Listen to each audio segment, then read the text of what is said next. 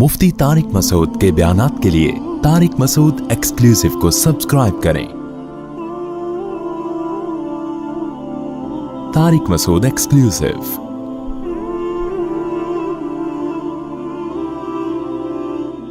अल्लाह कहते हैं जो इस्लाम को फॉलो नहीं करेगा ना, सुकून के तमाम तर असबाब होंगे, इसके बावजूद उसकी खोपड़ी में सुकून नाम की चीज बोलो नहीं होगी। आज ये दुनिया में नजर आ रहा है, अल्लाह कहते हैं नहीं, उसको सुकून नहीं मिल सकता। क्यों? उसकी एक साइंटिफिक लॉजिक भी है। बताओ, नेचर पे चलने में सुकून है या नेचर से बगावत में सुकून है? शेर की नेचर क्या है? गारों में रहना। आपने क्या किया? आपने कहा बेवकूफ, गारों में रह रहा है, पहाड़ों में रह रहा है, घर में सोफे में एयर कंडीशन पे लाके बैठा दिया और गोले गंडे रख दिए उसके सामने, आप खूबसूरत रसगुल्ले रख दिए, कबाब रख दिए कि गोश्त खाता है। तो थोड़े दिनों बाद डिप्रेशन से मरेगा कि नहीं मरेगा? बोलो ना, क्या हो गया? इसलिए कि आपने उसको उसकी नेचुरल लाइफ से दूर कर दिया।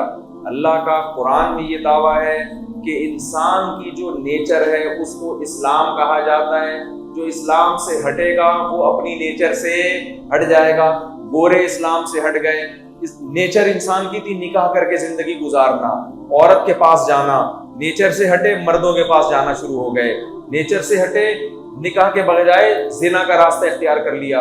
इंसान की नेचर थी जब पैदा होगा तो एक ददियाल वाला खानदान होगा, एक दनियाल वाला खानदान होगा। जो नेचर से हटे जिना जब आया तो जब पैदा हुआ सिर्फ ननियाल मिला, ददियाल मार्केट से शॉर्ट हो गया, और जो ननियाल मिला वो भी उसको ननियाल कहते हुए भी शर्म आ रही है हमें। एक अदद अम्मा और एक अदद नानी जो ओल्ड हाउस में होगी वो भी नवासे को घर में मुयस्सर नहीं है। अम्मा के अलावा कोई खाला चचा फूफी भी नहीं मिल रही उसको। तो ये नेचर है, ये नेचर से बगावत है। नेचर क्या है? जब आपका दिमाग थक जाता है, आप सो जाते हैं और दिमाग फ्रेश हो जाता है। ये नेचुरल है, सदियों से चला आ रहा है। और नेचर से बगावत क्या है? जब आप टेंशन में होते हैं, आप शराब पीना शुरू कर दें। ये सुकून हासिल करने का नेचुरल तरीका नहीं है, ये नेचर से बगावत है। तो अब शराब में सुकून नहीं मिलेगा आपको। शराबी कहता है मैं तो पीता हूं, मुझे सुकून मिलता है। अबे तूने अपने आप को इसका आदी बना लिया है। अब थोड़ी देर में तुझे नहीं मिलेगी, तेरा दिमाग खराब होगा। और जो पीने का आदी नहीं है, पूरी जिंदगी नहीं पिएगा, उसका दिमाग फिर भी खराब नहीं होगा। हम तो इतना लंबा बयान कर रहे हैं बगैर पिए। शराबी कर सकता है? तो दिमाग हमारा खराब हो गया, शराबी का खराब हो गया? शराबी का दिमाग खराब हो गया मेरे भाई। हर चीज इस्लाम की, इंसान की नेचर है वो एक खुदा की इबादत मांगता है, वो खुदा को मांगता है, इबादत करता है। खुदा नहीं मिलेगा, डिप्रेशन में जाएगा वो। कोई है जो उसको तसल्लियां देता है कि गम भी मैं देता हूं, खुशियां भी मैं देता हूं। खुदा को जिंदगी से निकाल दिया आपने, तो ये नेचर के खिलाफ है। कौन तसल्ली देगा आपको? मोटिवेशनल स्पीकर थोड़ी तसल्ली देंगे। आजकल लोग तसल्ली के लिए मोटिवेशनल स्पीकर को सुन रहे हैं। अबे उनको कौन तसल्ली दे रहा है? हमारे मोहल्ले में एक कोई फाहिशा खातून थी, अब तो बेचारी चली गई, अल्लाह मग़फ़िरत करे।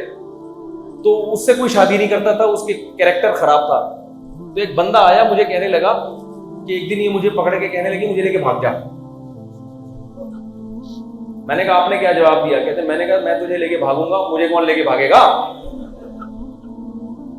तो आपको मोटिवेशनल स्पीकर तसल्ली दे देता है गमों से, बिलफर्ज, हालांकि नहीं निजात दे सकता वो गमों से। उसके पास पावरफुल मोटिवेशन नहीं है जो इस्लाम के पास है।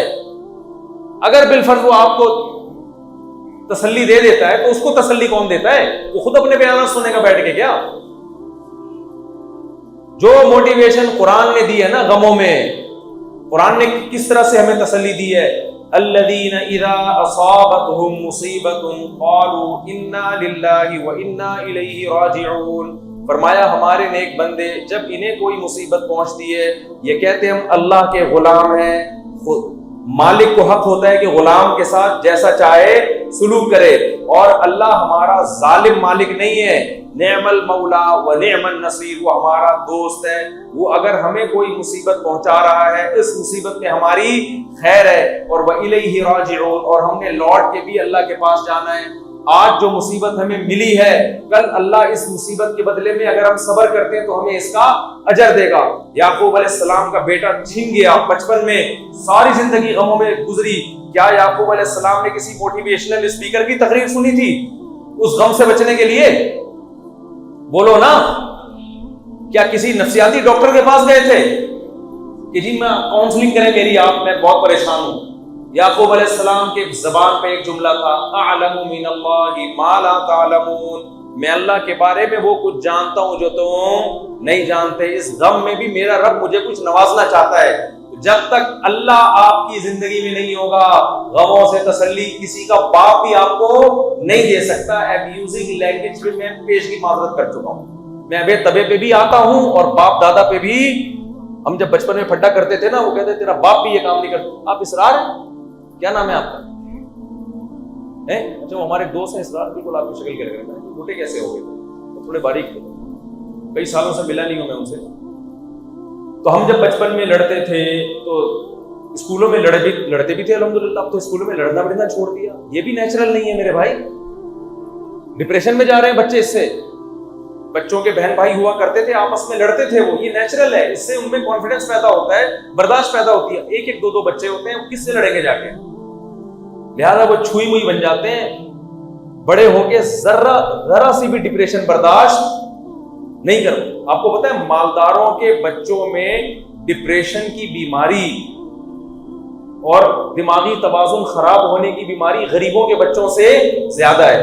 کیوں؟ اس کو کوئی ٹینشن ہی نہیں ملتی کبھی, نہ کبھی ڈانٹا, نہ کبھی مارا اما نے, نہ کبھی ڈانٹا, کچھ بھی نہیں. ہر خواہش پوری ہو رہی ہے. بچے کی اوپر کی سیٹنگ کیا ہو جاتی ہے؟ آؤٹ. غریب کا بچہ بات بات پہ ماں سے چپیٹ کھاتا ہے.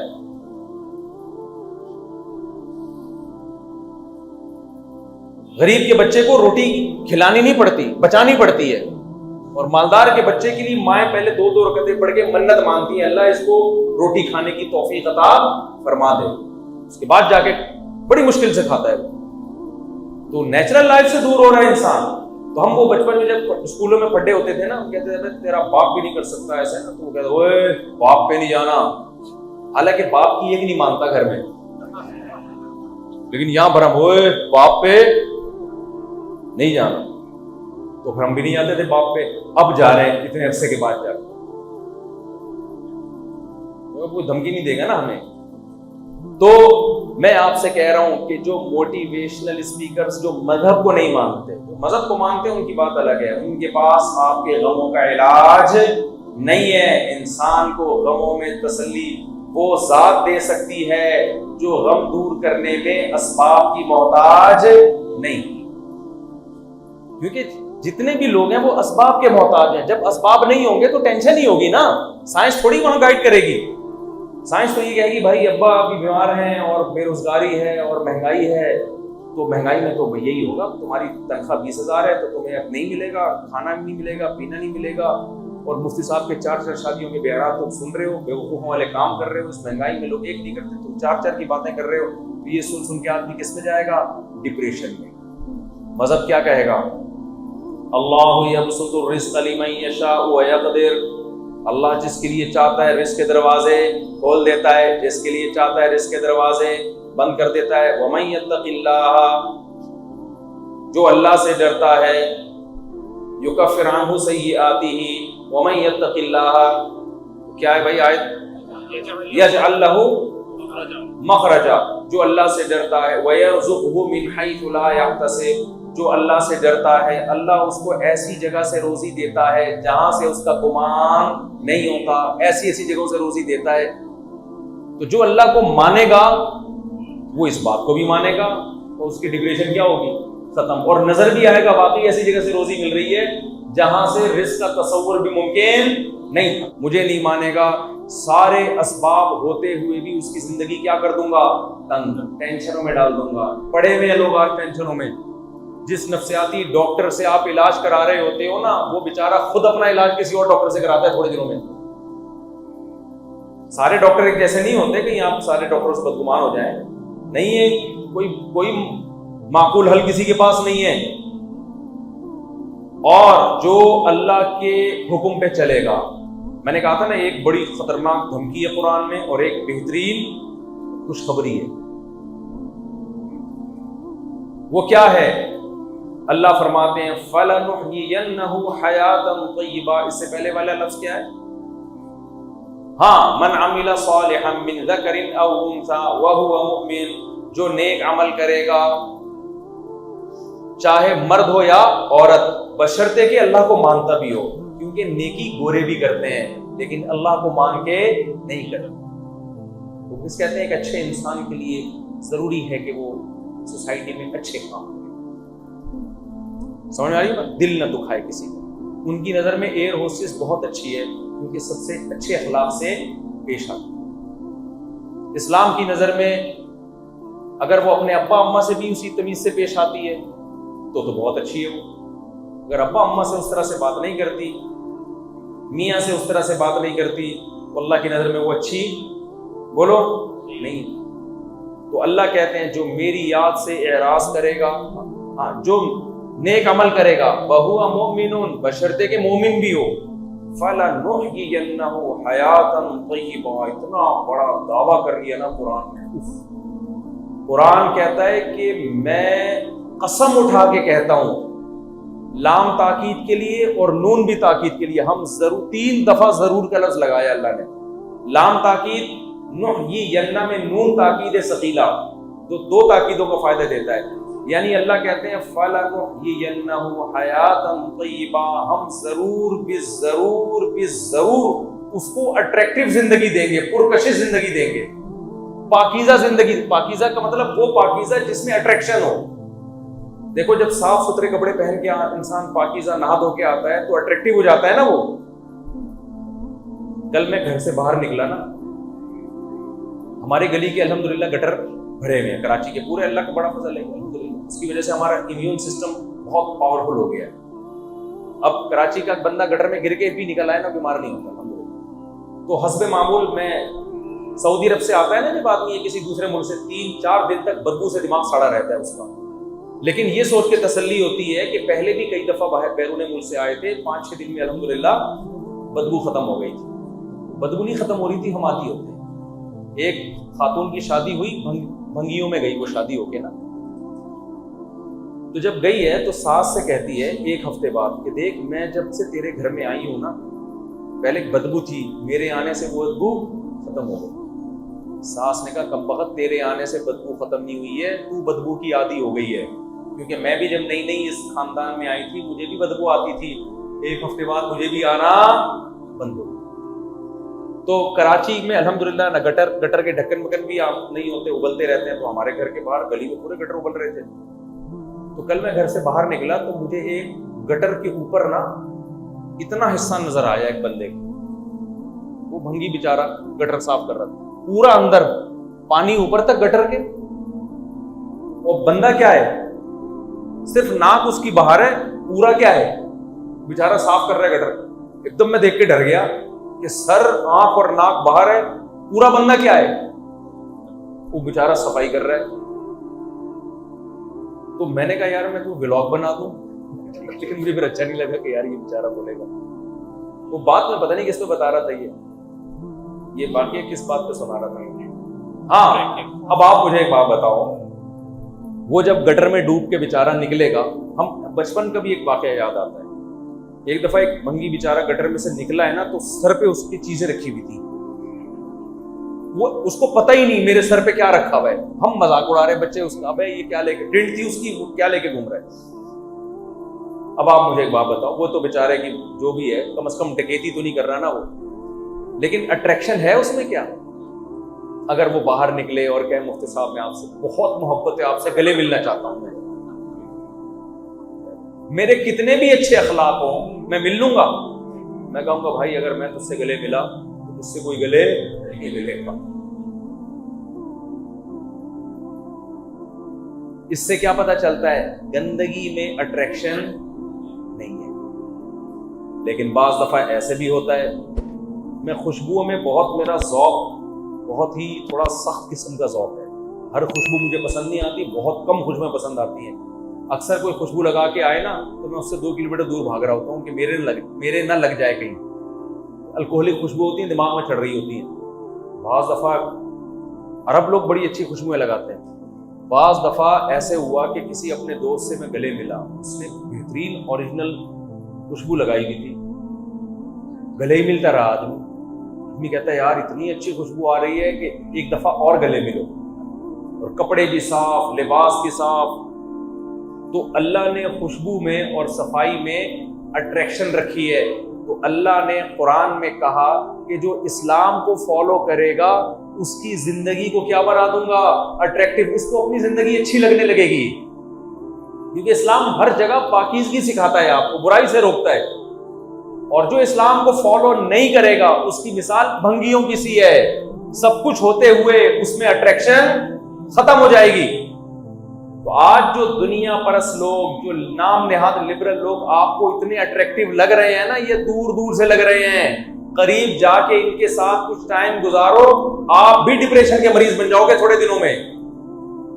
तो ये अल्लाह का वादा है। अब मैं बात को समेट के खत्म करता हूं। इतने सारे अल्लाह ने वादे कर लिए आपसे, इतने सारे वादे कर लिए अल्लाह ने। तो मेरे भाई अब हमारे पास इस्लाम के अलावा कोई ऑप्शन नहीं। अब जल्दी से बात को समेट के खत्म करता हूं। अब एक बड़ा मसला हमारी सोसाइटी में ये खड़ा होता है कि ठीक है जी, हम सब ने इस्लाम को फॉलो करना है, लेकिन कौन सा वाला इस्लाम? फला कह रहा है ये मौलवी सारे व्यंजन बेच रहे हैं, इनका इस्लाम गलत है, मेरा वाला इस्लाम क्या है? ठीक है। फला कह रहा होता है ये इस्लाम गलत है, मैं जो पेश कर रहा हूँ कुरान और सुन्नत की रोशनी में वो क्या है? ठीक है। तो बजाय उन सब के जवाब देने के ना, उल्टा उनसे एक सवाल कर दो। क्या कर रहे हैं आपने कि ठीक है, हम जिस इस्लाम को हम फॉलो कर रहे हैं हम इसको छोड़ने के लिए तैयार हैं, क्योंकि इसमें तुमने इतने एतराज़ात कर लिए हैं। तो अब हमें तुम पे जो एतराज़ात होते हैं ना, उनका जवाब दे दो, तो हम ये वाला इस्लाम क्या करके छोड़ के तुम्हारे वाले इस्लाम को क्या करेंगे? फॉलो करेंगे। वो एतराज़ ये है कि कुरान में, हदीसों में जगह जगह ये बात है कि ये उम्मत गुमराही पे कभी भी जमा नहीं हो सकती। एक बात।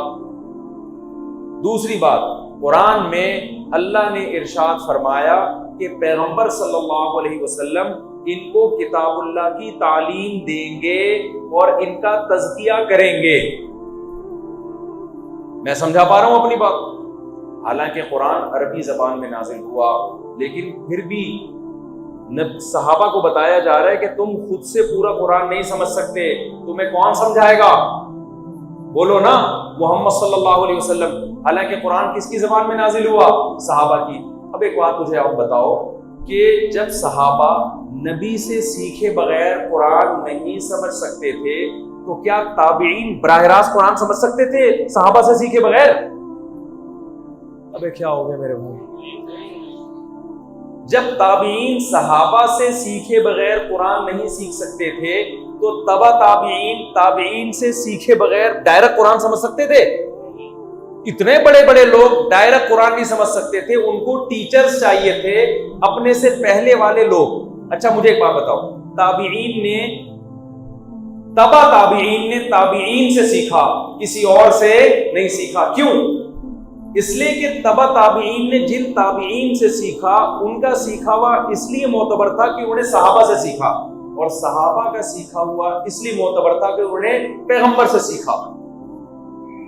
आई बात समझ में?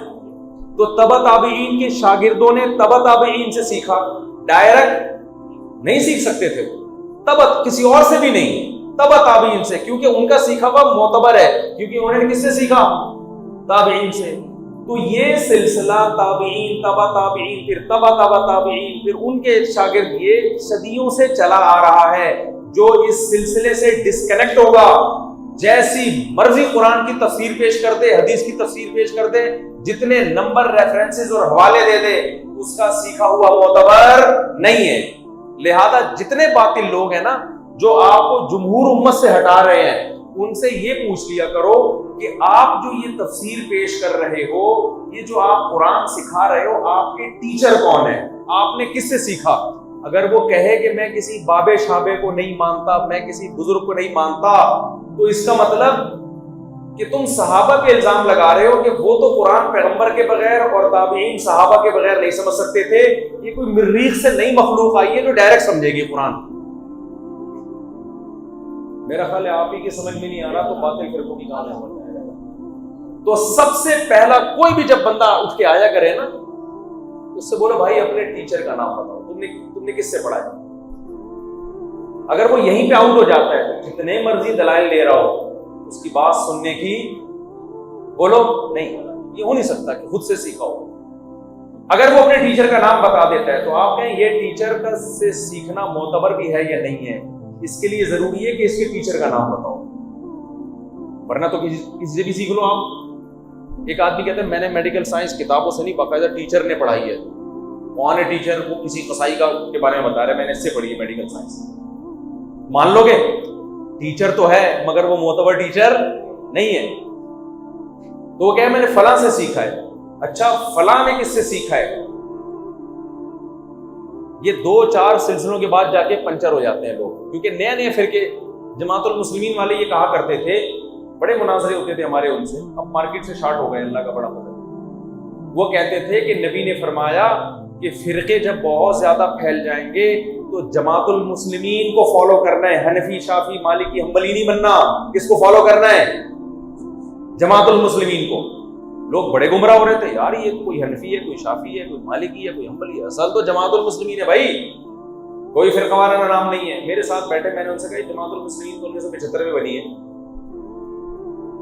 اس سے پہلے تو یہ رجسٹرڈ ہی نہیں تھی، اس نام پہ کوئی فرقہ ہی نہیں تھا، تو اس سے پہلے امت گھاس کھا رہی تھی کیا ہے بھائی؟ کہہ رہے ہیں بھائی نبی نے تو یہ حکم دیا جماعت المسلمین کو۔ میں نے کہا نبی نے جو جماعت بنائی تھی نا مسلمانوں کی، اس کو فالو کرنے کا حکم دیا ہے، یہ جماعت المسلمین تم نے بنائی ہے، یہ نبی کی بنائی ہوئی نہیں ہے۔ اور میں نے کہا یہ جو حنفی مالکی شافعی حنبلی یہ وہی جماعت المسلمین ہے، کیونکہ حدیث کا مطلب یہ نہیں کہ وہ فرقہ جس کا نام جماعت المسلمین ہوگا، حدیث کا مطلب ہے جو عام مسلمان ہیں انہی کو فالو کرنا ہے، ان سے ہٹ کے کوئی نیا فرقہ نہیں بنانا۔ آپ نے نیا فرقہ بھی بنایا اور ظلم یہ کہ اس کا نام جماعت المسلمین کر دیا۔ یہ ایسے ہی جیسے آپ کو میں حکم دوں یا حکومت حکم دے کہ ڈاکو کو پکڑ کے پولیس کے حوالے کرنا ہے، آپ نے پولیس کو پکڑ کے ڈاکوؤں کے حوالے کرنا شروع کر دیا۔ اب آپ سے پوچھنا ہے پولیس کو پکڑ کے ڈاکوؤں کے حوالے کیوں کر رہے ہو؟ آپ کہہ رہے ہیں یہ جو ڈاکو ہے نا ان کا نام ہے پولیس خان، یہ ڈاکو کا نام کیا ہے؟ تو میں اور حکومت نے کہا کہ پولیس کے حوالے کرو، تو میں کہوں گا بھائی حکومت نے یہ نہیں کہا کہ جس کے ماں باپ نے اس کا نام پولیس خان رکھا ہے اس کے حوالے کرو۔ پولیس کا مطلب جس میں پولیس کے اوصاف پائے جائیں، اور ڈاکو کا مطلب جس میں ڈاکو کے اوصاف پائے جائیں۔ تو جماعت المسلمین کا مطلب جو عامت المسلمین ہو، جماعت المسلمین اس کو عام مسلمان پبلک جس اسلام کو فالو کر رہی ہے، اس سے ہٹ کے کوئی نیا فرقہ نہیں بنا۔ تو یہ امت غلطی میں جمع نہیں ہو سکتی، باطل ہمیشہ تھوڑے تھوڑے فرقے رہیں گے، میجورٹی کس پہ رہے گی؟ حق پر رہے گی۔ کوئی بھی ایسا فرقہ مارکیٹ میں لے کر آ رہا ہے کہ میجورٹی سے ہٹا رہا ہے، وہ غلط ہے۔ اس کو میجورٹی غلط نہیں ہے، وہ خود غلط ہے۔ ریفرنسز سب کے پاس ہوتے ہیں، سمجھتے ہو کہ نہیں سمجھتے؟ تو اہل حق کے پاس میں بتا سکتا ہوں کہ میں نے کس سے علم حاصل کیا، ان کے استاذ کون تھے، ان کے استاذ کون تھے، اور ایک دو نہیں ہے، یہ صدیوں تک تواتر کے ساتھ سلسلہ جا کے کس سے ملتا ہے؟ محمد صلی اللہ علیہ وسلم سے۔ ہمارے جتنے دینی مدارس ہیں سب کے پاس اپنے سلسلے محمد صلی اللہ علیہ وسلم تک سند متصل کے ساتھ موجود ہیں۔ ہاں یہ ضرور ہے کہ انہی میں پھر برحق باطل بھی ہوں گے اور ناحق بھی ہوں گے، پھر ان میں ڈیفرنس کرنا ہے کہ کون صحیح ہے کون غلط، لیکن جو اس سلسلے سے ہٹ گیا وہ کبھی بھی صحیح نہیں ہو سکتا۔ سمجھتے ہو کہ نہیں سمجھتے ہو؟ تو اس لیے وہی اسلام فالو کرو جو پوری دنیا میں رائج ہے۔ اور جو حنفی مالکی شافعی حنبلی میں جو اختلاف ہیں وہ تو فروعی اختلاف ہیں، وہ تو صحابہ میں بھی موجود تھے، ان اختلاف کی وجہ سے جنت اور جہنم کا فیصلہ نہیں ہوتا۔ اب واقعی 5 منٹ میں بیان ختم کر رہا ہوں۔ اب آخری بات میرے بھائی یہ کہ دیکھو اب ہمارے پاس اسلام کے علاوہ کوئی آپشن کامیابی کے لیے نہیں ہے۔ اس میں پتہ چل گیا کہ دنیا میں بھی سکون ملے گا اور آخرت میں بھی سکون ملے گا، لیکن ہم پتہ ہے کیا ہے، ہم کہتے ہیں کہ نہیں یار دنیا میں تو سکون نہیں مل رہا، نماز پڑھنے میں تو کیا ہے ٹینشن مل رہی ہے، نیند قربان کرنی پڑ رہی ہے، ایک انٹی جا رہی ہیں، دیکھنے میں سکون ہے یا نظر جھکانے میں سکون ہے؟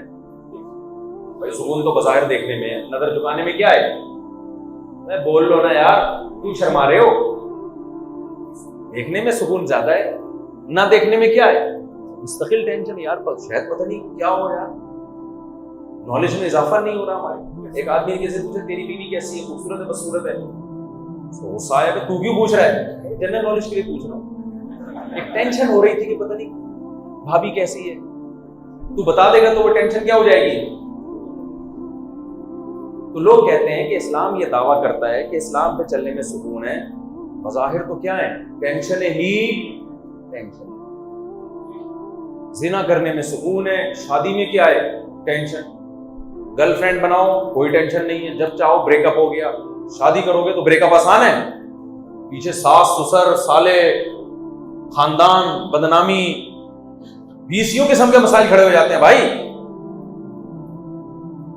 तो बदनजरी करने में बज़ाहिर सुकून है, नजर झुकाने में क्या है, बोलो बेसुकूनी।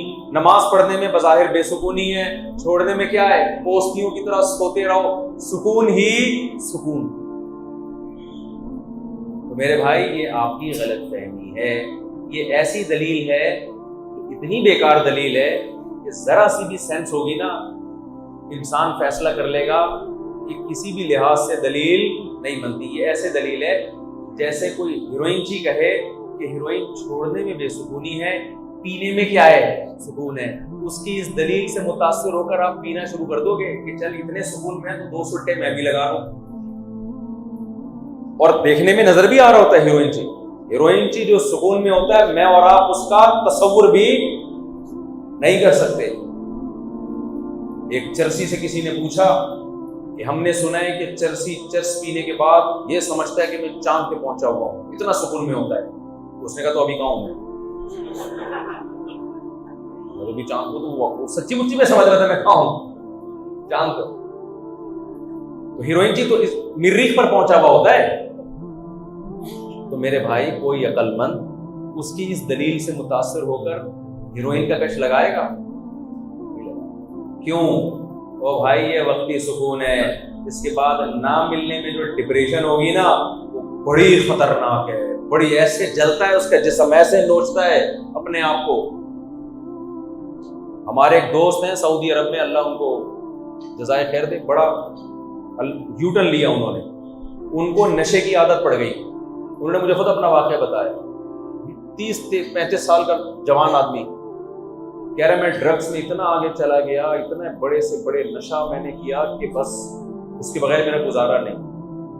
लेकिन कहता है मुझे अंदाजा हो गया। और फिर नाइट क्लब भी, और जब सऊदी अरब में नहीं, यानी असल तो वो दूसरे मुल्क के हैं ना, जब अपने मुल्क जाते हैं तो वहाँ नाइट क्लब भी और शराब अय्याशी भी। कह रहे हैं थोड़े दिन के बाद मुझे अंदाजा हो गया कि इस सुकून के पीछे क्या है, बेसुकूनी, डिप्रेशन में ही जा रहा हूँ। ज़िना, शराब, नाइट क्लब ये अव्वल नज़र में बड़े प्यारे लगते हैं, फिर उसके साथ सुट्टा, शराब, उसके बाद इंसान बेसुकूनी के दलदल में फंसता चला जाता है। कह रहे मेरा दिमाग खराब होना शुरू हो गया। उसके बाद मैंने कहा भाई मुझे, क्योंकि मुसलमान था ना, उलमा की बातें सुनी हुई थी, तबलीग में वक्त लगा हुआ था, कहीं ना कहीं यूटर्न लेना शुरू कर देता है। कहता है मैंने कहा मैं यूटर्न लूँगा। अब नशा कैसे छोड़े?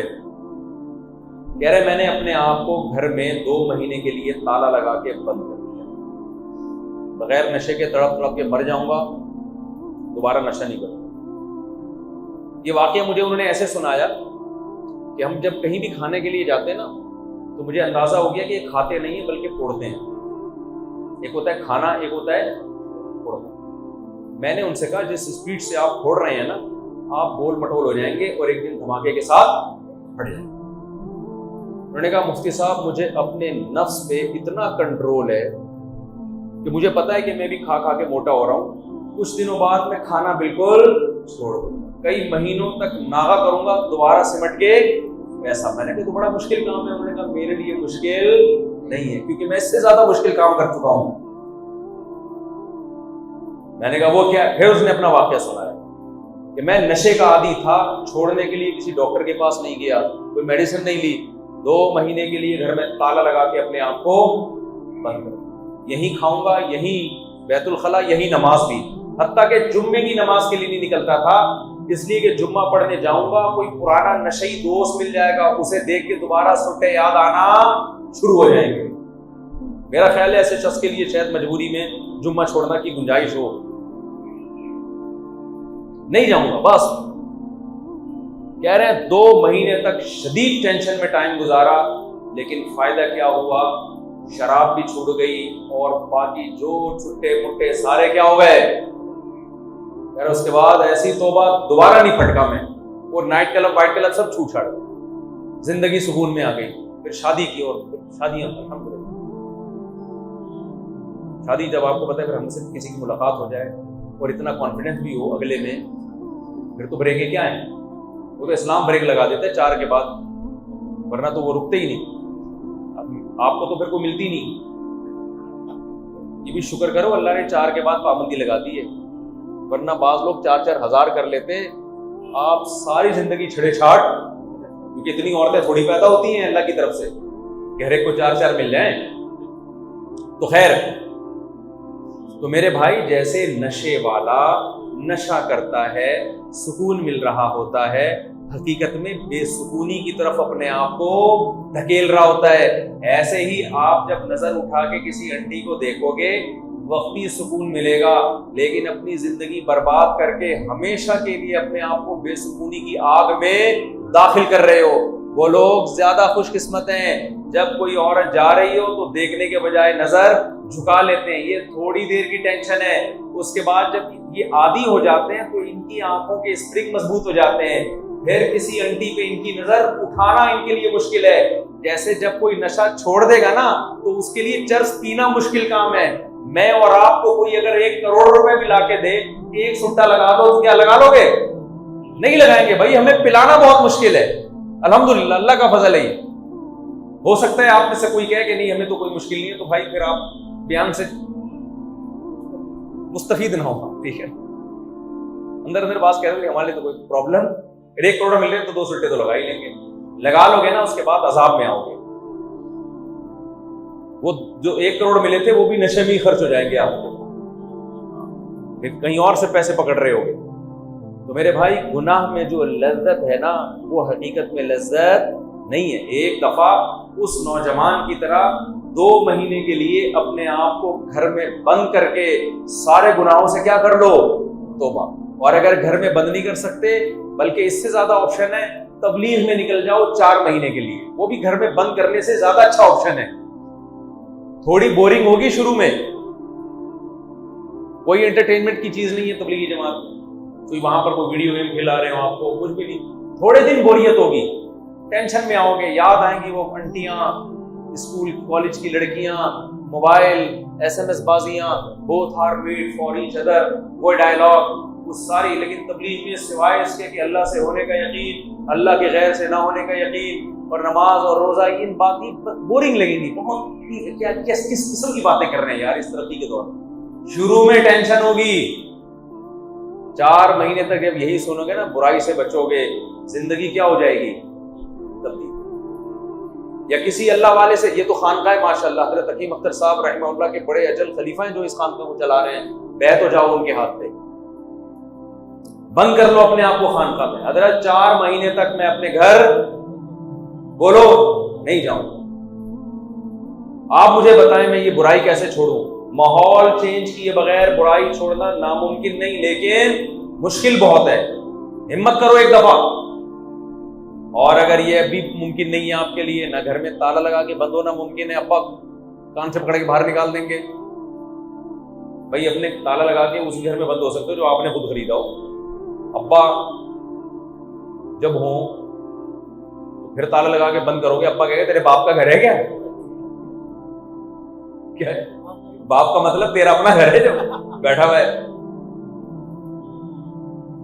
یا تبلیغ میں نہیں جا سکتے، کوئی ملازمت ہے، کوئی مسئلہ ہے، تو پھر ایک کام کرو، ایک التزام کرو کہ جب بھی مجھ سے گناہ ہوگا میں اپنے آپ کو سزا دوں گا، سزا کے بغیر اپنے آپ کو نہیں چھوڑوں گا۔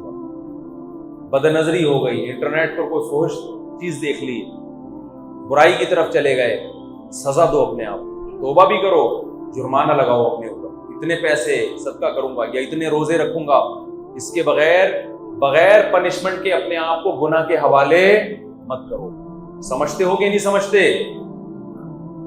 اور اللہ سے توبہ کرو، آہستہ آہستہ اللہ کی طرف آؤ، ورنہ میرے بھائی بڑھاپا بہت ڈینجرس ہے۔ انگریز کی جوانی سے متاثر نہ ہو کبھی بھی، انگریز کے بڑھاپے کو جا کے دیکھا کرو، کیا حال ہے بیچاروں کا، بوڑھے مردوں کا، بوڑھی عورتوں کا، اللہ تو ہوتا ہی نہیں ان کی زندگی میں۔ تو جوانی میں اللہ سے دوستی لگا لو، نماز روزے کی طرف آ جاؤ، اور پڑھ رہے ہو تو پڑھائی کو فوکس کرو، نیت کیا رکھو، اللہ کو۔ بھائی مسلمان قوم ایجوکیشن میں آگے جائے گی تو اسلام ترقی کرے گا نا۔ اگر ہم ایجوکیشن میں آگے نہیں گئے تو ہم تو غلام بن کے رہیں گے۔ تو اسلام غلامی چاہتا ہے یا آزادی چاہتا ہے؟ اسلام چاہتا ہے تو اللہ کے غلام بنو۔ تو بھائی اس کی پابندی کریں گے کہ نہیں کریں گے؟ تو چند باتوں کا بس معاہدہ کرواتا ہوں۔ سب سے پہلی بات، جتنے لوگ یہاں بیٹھے ہیں عزم کریں آج کے بعد کبھی نماز قضا نہیں ہونے دیں گے، کبھی جماعت سے نماز بھی نہیں چھوڑیں گے۔ جس دن چھوڑی جرمانہ، جس دن چھوڑی کیا کرنا ہے؟ صدقہ کرنا ہے، اپنے آپ کو خود سزا دینی ہے مقدمہ چلا کے۔ سزا اتنی زیادہ بھی نہ ہو کہ وہ سزا ہی نہ دی جائے۔ پتہ چلا کہ جی مجھ سے جس دن فجر کی نماز گئی 50,000 روپے دوں گا، اب کماتا تو 1,00,000 روپے، 50,000 جب اس میں ہی دے دے گا تو گیس بجلی کا بل تیرا باپ دے گا؟ جب باپ پہ آئی گئے تو پھر صحیح طریقے سے آئے نا۔ پھر دوبارہ ہو گئی اگلے دن 50 وہ بھی گئے، آدمی کہا ہے بھائی چھوڑو یار، اتنا زیادہ جرمانہ نہ رکھیں کہ ادا ہی نہ ہو، اور اتنا کم بھی نہ ہو کہ سزا ہی نہ ہو۔ ایک نماز چھوڑ گئی تو 5 روپے، 5 روپے سے کیا ہوگا؟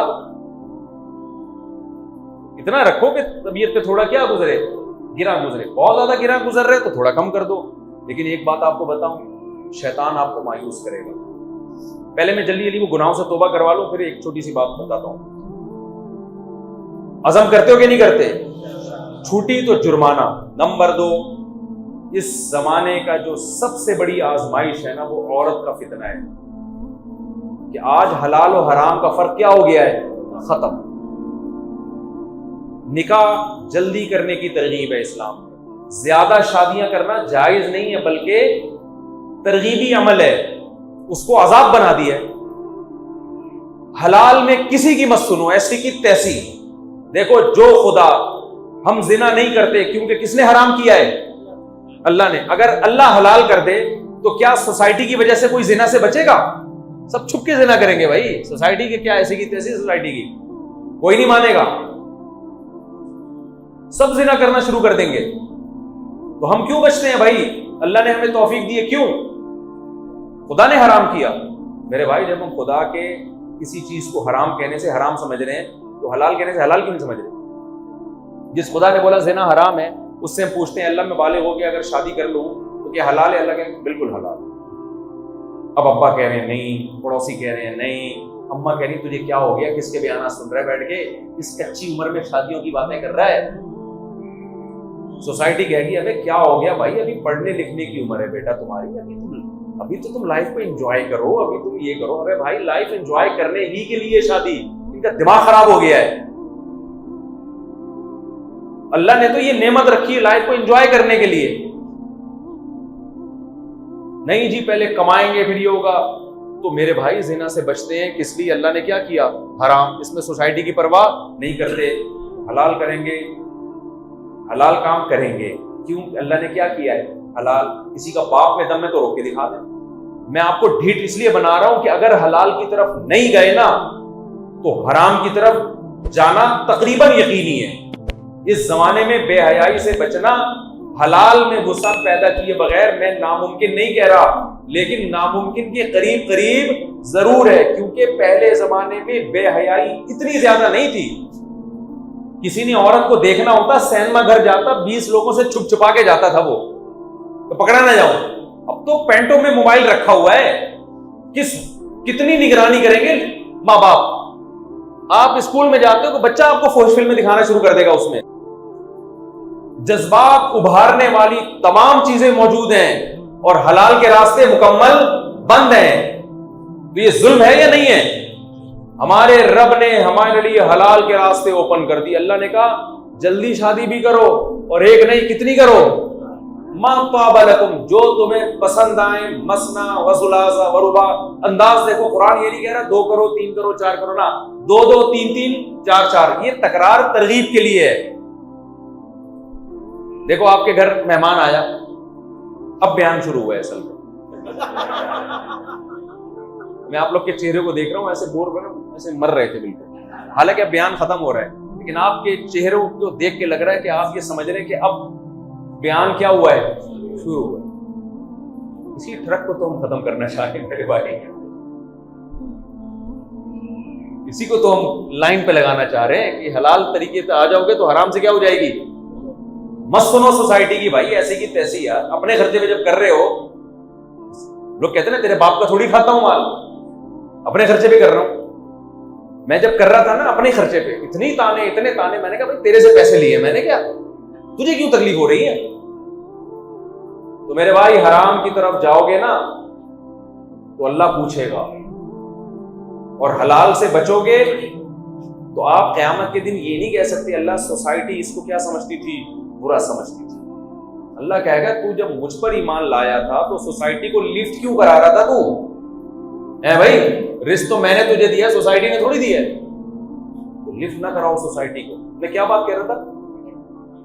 ہاں، آپ کے گھر مہمان آئے، آپ نے اس کے سامنے 4 لڈو رکھ دیے یا لڈو کا پورا ڈبہ رکھ دیا، اب وہ ڈر رہا ہے کھاتے ہوئے، اس کو شرم آ رہی ہے کہ ایسا نہ ہو میزبان ناراض نہ ہو جائے، تو آپ کو لگا اس کی گھبراہٹ دیکھ کے کہ اس کو، کیونکہ بعض دفعہ اتنی مہنگی مٹھائی ہوتی ہے کہ مہمان کہہ رہا ہوتا ہے کہ میزبان نے دل بڑا کر کے رکھ تو دیے لیکن وہ تو تکلفاً، تو میں تھوڑی سی چکھ لیتا ہوں، ایسا نہ ہو میں زیادہ کھائے تو یہ کہ ٹینشن میں نہ آ جائے۔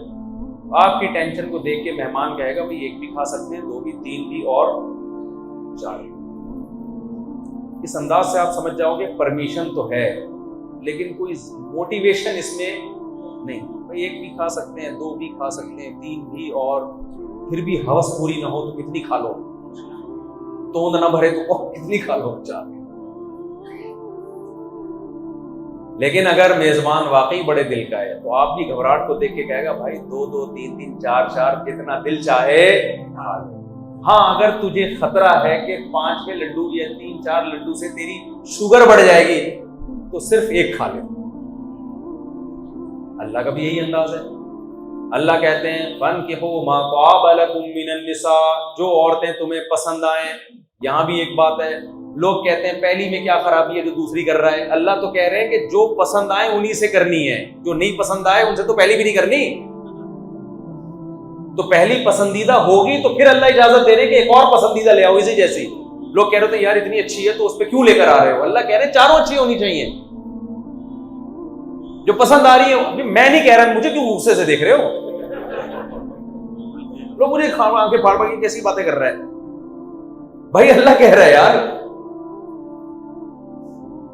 تو جب برائی کو برا کہا جائے گا اللہ کے کہنے سے، ہم تو گوروں کے کہنے سے تھوڑی کہتے ہیں۔ گورا شراب کو برا کہتا ہے؟ نہیں کہتا، ہم کہتے ہیں۔ کیوں کہتے ہیں؟ اللہ نے کہا بھائی، تو ہمارے پاس تو معیار اللہ ہے میرے بھائی، یورپ امریکہ تھوڑی ہے۔ اللہ میاں نے ہمیں بول دیا ما طاب لکم، جو تمہیں پسند آئیں، تو ان میں 2 2 سے بھی کرو، 3 3 سے بھی کرو، 4 4 سے بھی کرو۔ پھر آگے اللہ نے کہا وَإِنْ خِفْتُمْ أَلَّا تَعْدِلُوا، تمہارا ہی ہاضمہ اگر خراب ہے، تم ہی شوگر کے پیشنٹ ہو، تم ہی 2 3 4 کے ساتھ برابری نہیں کر سکتے، فَوَاحِدَةً، پھر چلو ٹھیک ہے 1 لڈو کھا لو۔ چلو یہ ایک شرط کے ساتھ ہے کہ مجبوری میں کتنی کرنی ہے، مجبوری ہے تو چلو یار ایک ہی گزارا چلاؤ، دنیا مسافر خانہ ہے بھائی، سب نے مر کے جانا ہے یہاں سے۔ اصل حکم تو 2 2 3 3 4 4 سے شروع ہو رہا ہے، اور یہ میں نہیں کہہ رہا، یہ کون کہہ رہا ہے؟ اللہ کہہ رہا ہے۔ اب سوال پیدا ہوتا ہے اللہ میاں کیوں ہمیں عیاش بنا رہے؟ معاذ اللہ، لبرل لوگ یہاں یہ سوال کرتے ہیں یار اسلام عیاشی سکھا رہا ہے، یہ تو گویا اللہ کا دین نہ ہوا نا جو آپ کو عیاشی میں ڈال رہا ہے۔ 2 2 3 3 4، واہ بھائی واہ، کوئی حد ہی نہیں ہے۔ تو بھائی اسلام، میں نے پہلے بتایا تھا نا تھوڑی دیر پہلے، اسلام دین فطرت ہے، نیچر کے خلاف کبھی بھی آپ کو لے کے نہیں چلے گا۔ تو اسلام ہمیں یہ بتاتا ہے کہ عورت پیدا کس کے لیے ہوئی ہے؟ مرد کے لیے، اور مرد پیدا کس کے لیے ہوا ہے؟ عورت کے لیے۔ دونوں کو ایک دوسرے سے دور رکھنے کے لیے پیدا نہیں کیا ہم نے۔ اگر تم 2 2 3 3 4 4 نہیں کرو گے تو بہت سی عورتیں وداؤٹ مرد زندگی گزارنے پر مجبور ہوں گی، یہ چیز نیچر کے خلاف ہے۔ اور بہت سے مرد بھی زنا کی طرف چلے جائیں گے، یہ بھی نیچر کی کیا ہے؟ خلاف ہے۔ اس لیے جو پسند آئے تو وہ تو پسند اس لیے آ رہی ہے کہ اللہ نے ان کو اٹریکٹیو بنایا تمہارے لیے۔ تقویٰ یہ نہیں ہے کہ عورت اچھی نہ لگے آپ کو، یہ تو بیماری ہے۔ تقوی یہ ہے کہ اچھی لگ رہی ہے، اس کے پاس جانے کا ایک لیگل راستہ ہے، ایک انلیگل. آپ انلیگل چھوڑ کے کون سا راستہ اختیار کر رہے ہو؟ لیگل چھوڑ کے کون سا راستہ اختیار کر رہے ہو؟ انلیگل. مجھے بتاؤ، آپ کو بھوک لگ رہی ہے، یہ بھوک لگنا ہوس ہے یا صحت کی علامت ہے؟ صحت کی علامت ہے نا. پھر جب بھوک لگ رہی، صبح کے وقت آپ کو پراٹھے نظر آئے تلتے ہوئے نا، میں تو پاگل ہو جاتا ہوں اگر مجھے صبح کے وقت پراٹھے نظر آ جائیں. پراٹھے نظر آئے، باپ کا دل چاہ رہا ہے میں کیا کروں، پراٹھا کھا لوں. ایک مفتی صاحب کھڑے ہوئے تھے، آپ نے کہا حضرت بھوک بھی لگ رہی ہے اور پراٹھے کھانے کا دل بھی چاہ رہا ہے. وہ 2 نمبر مفتی تھے، انہوں نے کہا ہوس کا مریض ہے، دنیا کو مسافر خانہ نہیں سمجھتا، اس ہوس کا علاج کر. عقل مند مفتی ہوگا، کہے گا بھائی جیب میں پیسے ہیں، ہاں جی پیسے ہیں تو خرید کے کھا لے بھائی. وہ کہیں گے نہیں جیب میں پیسے نہیں ہیں، کہیں بھائی پیسے نہیں تو چوری کرنے کی اجازت. پراٹھا بھوک لگنا بھی نیچرل ہے، پراٹھا کھانے کا دل چاہنا بھی نیچرل ہے، اور جیب میں اگر پیسے ہوں تو پیسے بھی ہیں، وسائل بھی ہیں، دل بھی چاہ رہا ہے. پھر نہ کھانا پرلے درجے کی حماقت اور بے وقوفی ہے. میں سمجھا پا رہا ہوں اپنی بات؟ پھر یہ ہوس نہیں ہے، یہ بے وقوفی ہے. ہاں پیسے ہی نہیں ہیں، چوری کے علاوہ کوئی آپشن ہی نہیں ہے، پھر جائز نہیں ہے. تو اسی طرح میرے بھائی، جیسے بھوک کے وقت روٹی کو دیکھ کے دل للچانا یہ نیچرل ہے، تو جب انسان بالغ ہو جاتا ہے کسی عورت کو دیکھ کے اس کی طرف دل مائل ہو جانا یہ بھی کیا ہے، نیچرل ہے. لیکن ایک غلط طریقہ ہے اس تک پہنچنے کا، ایک جائز طریقہ ہے، غلط طریقہ ہے دوستیاں لگانا شروع کر دو، both are made for each other جیسے فضول قسم کے ڈائلاگ مارنا شروع کر دو اور بھگانے کی کوششیں شروع کر دو، یہ غلط ہے.